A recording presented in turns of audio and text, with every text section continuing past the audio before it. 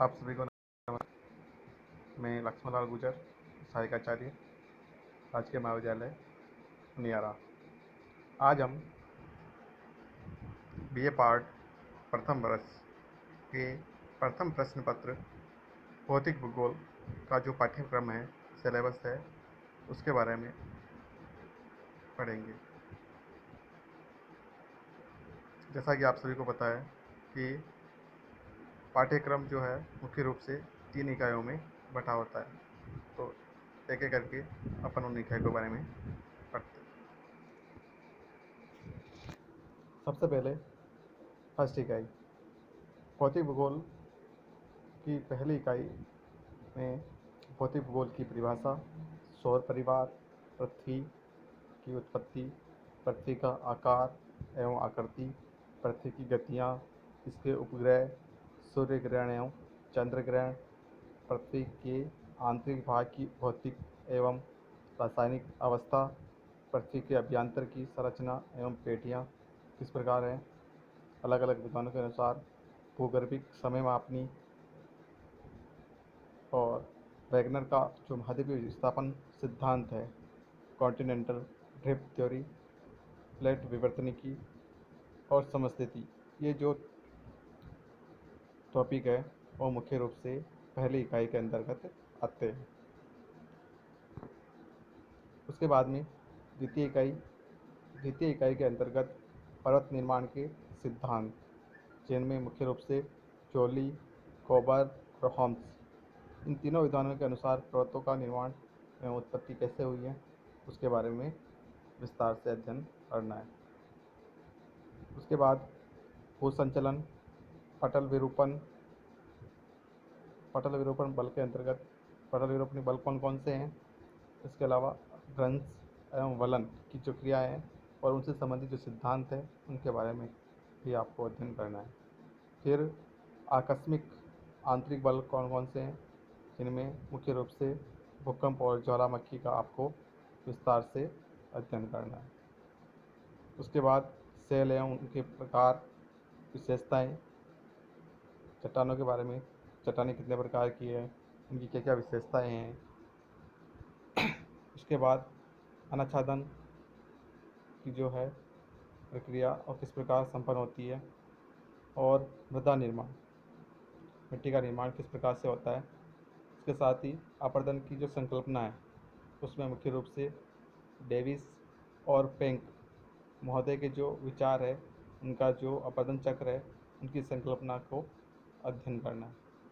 नदीकृत, cast, हिमानीकृत और पवन निर्मित तथा तटीय जो शिलाकृतियाँ हैं, वहाँ पर किस प्रकार से उन शिलाकृतियों का निर्माण होता है।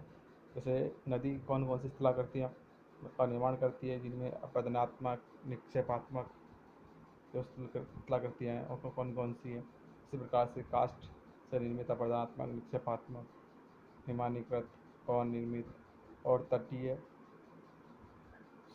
समुद्र तटीय जो क्षेत्र होते हैं, वहाँ पर जो शिलाकृतियाँ हैं वो किस प्रकार की बनती है, उनके बारे में भी आपको विस्तार से अध्ययन करना है।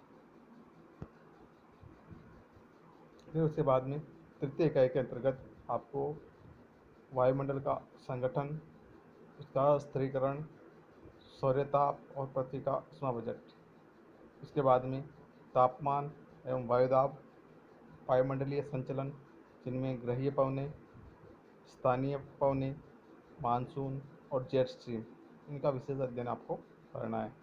उसके बाद में वायु राशियाँ, एयर मसेज और वाताग्र, वायु राशियों के बारे में और वाताग्र के बारे में आपको अध्ययन करना है।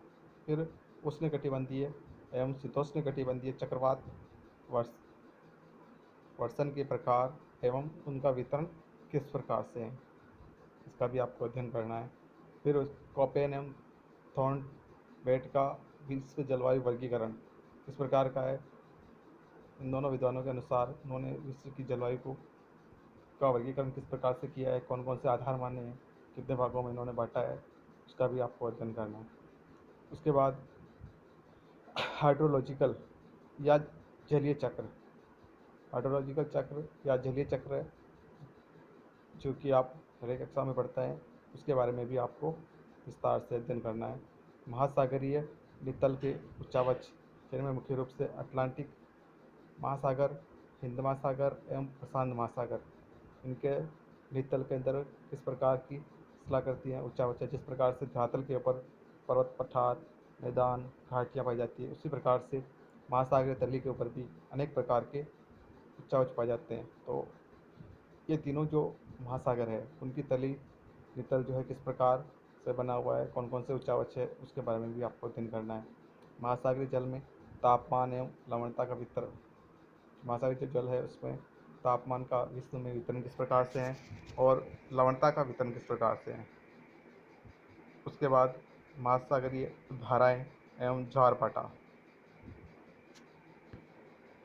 फिर महासागरीय निक्षेप, प्रवाल भित्तियाँ एवं एटोल, इनके प्रकार एवं डार्विन, मरे एवं डेली के अनुसार उनकी उत्पत्ति।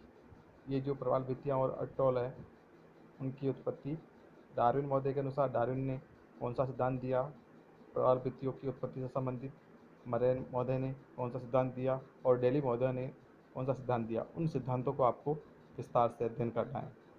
महासागरीय संसाधन जिनमें जैविक, खनिज, ऊर्जा संसाधन एवं उनके उपयोग। तो महासागरीय संसाधनों में जैविक खनिज कौन कौन से प्राप्त होते हैं, उसके साथ ही ऊर्जा संसाधन कौन कौन से हैं और उनके क्या क्या उपयोग है, उसके बारे में भी आपको अध्ययन करना है। तो ये जो सिलेबस है, पाठ्यक्रम है, उस पाठ्यक्रम को आपको संपूर्ण पाठ्यक्रम का अध्ययन करना है ताकि आपका परीक्षा के अंदर जो भी क्वेश्चन आपको आते हैं प्रश्न पत्र में, उनको आप आसानी से हल कर सकें। धन्यवाद।